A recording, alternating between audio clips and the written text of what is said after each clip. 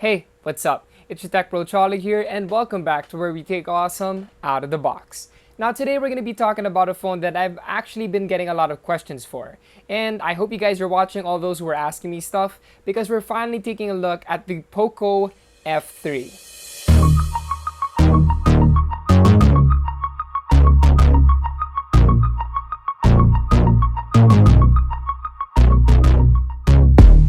POCO has finally launched the true successor to their flagship-killing Pocophone F1, released back in 2018. After years of waiting, we finally have the POCO F3, the brand's true flagship-killing mid-ranger. Known as the Redmi K40 in China, the POCO F3 sticks to the killer formula of the Pocophone F1, a flagship processor, the best RAM and storage tech, as well as great flagship features all under 20,000 pesos. The POCO F3 has come a long way since the Pocophone F1. This time around though, the POCO F3 feels more premium thanks to the Gorilla Glass back panel as well as its ergonomic curves. You also get that two-step camera bump at the rear that houses 3 cameras and an LED flash. Aside from that, the back panel looks rather clean and sleek compared to the POCO F1 since the fingerprint scanner has been relocated to the side. Yes, it looks super good but not with a ton of fingerprints on it.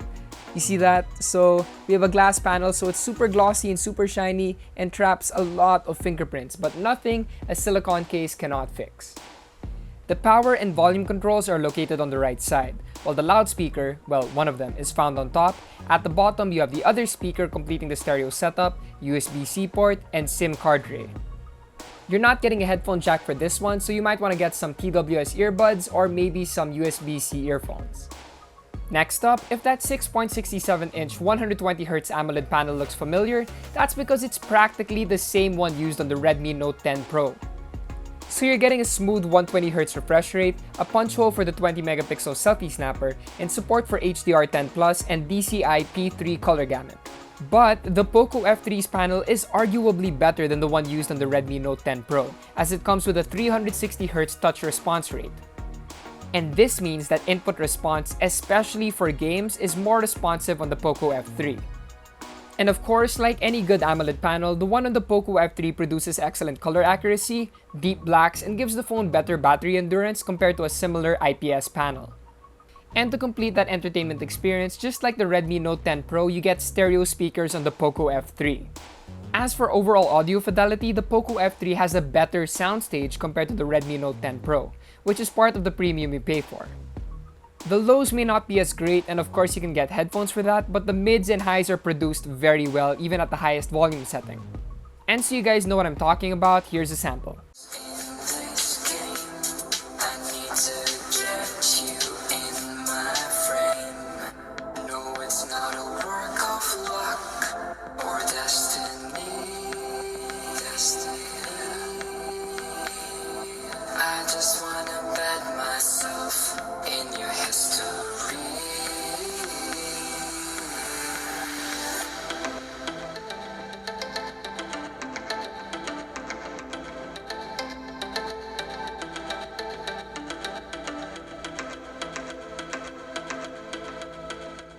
The POCO F3 sports a triple rear camera setup that has a 48-megapixel main camera, 8-megapixel ultra-wide-angle camera, and 5-megapixel telemacro that has autofocus.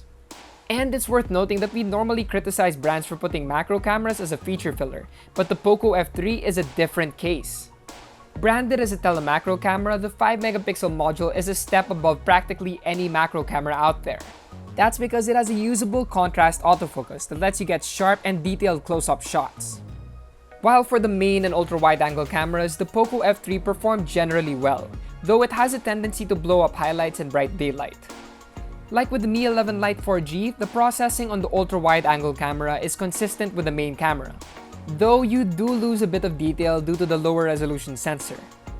Also, low-light performance is okay, though you'll get better results when you use night mode.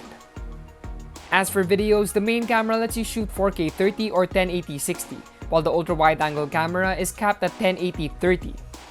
And while there's no option for enabling video stabilization, the 4K footage we shot with the POCO F3 appeared to be stable, which means there could be some EIS on board. As for selfies, the POCO F3 produced selfies that are better than the brand's X and M series phones. And I'd say that the POCO F3 selfie performance is a notch better than the Mi 11 Lites when it comes to overall dynamic range.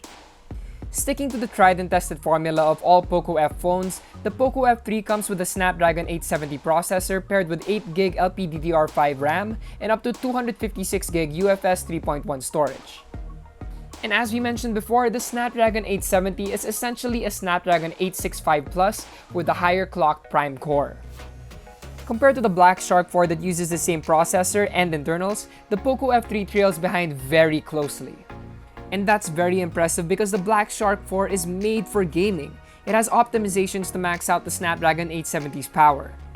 And as compared to the Snapdragon 888 powered Mi 11, the POCO F3 beats the Xiaomi flagship and single-core CPU tests, while the Mi 11 leads with the others. Now, when it comes to gaming, there's no question that the POCO F3 can handle graphics-intensive games like Genshin Impact. In fact, it can run the popular RPG in maximum graphics with 60 FPS enabled.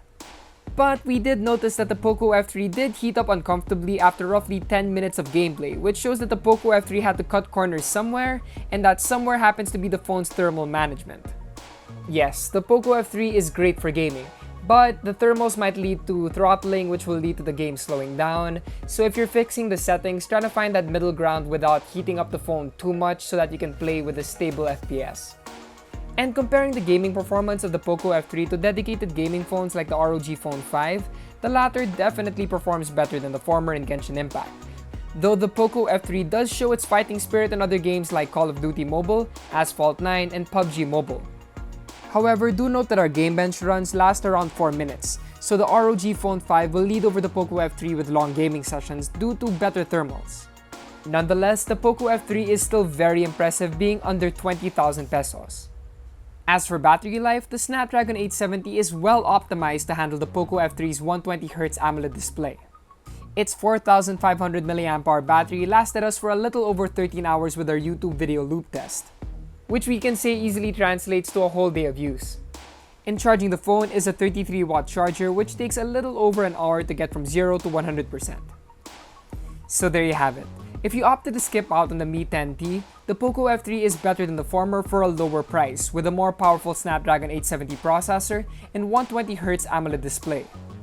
It's a massive step up from the original Pocophone F1 in every way, and you get the best of both worlds. A very premium looking and feeling smartphone with flagship power. The POCO F3 is priced at 17,990 pesos for the 6GB RAM, 128GB storage model, and 20,990 pesos for the 8GB RAM, 256GB storage model, and will be exclusive to Lazada.